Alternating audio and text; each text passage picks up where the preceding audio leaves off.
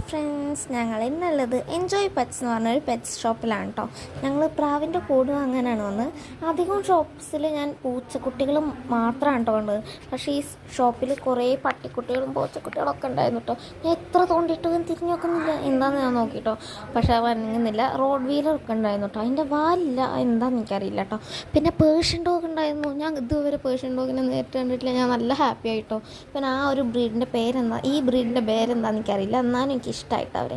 എന്നാലും കൂടുതലായിട്ട് എനിക്കിഷ്ടമായത് പേർഷ്യൻ ഡോഗിനെയാണ്. നല്ല കളിയും കുരയൊക്കെ ഉണ്ടായിരുന്നു കേട്ടോ. ഞങ്ങൾ വന്നപ്പോൾ ഇങ്ങനെ നല്ല ബാർക്കിങ് ഉണ്ടായിരുന്നു ഞങ്ങളോട്. അതൊക്കെ നല്ല ഇഷ്ടമായിട്ടോ. എന്നിട്ട് ഇങ്ങനെ കൈയൊക്കെ വന്ന് നക്കുക.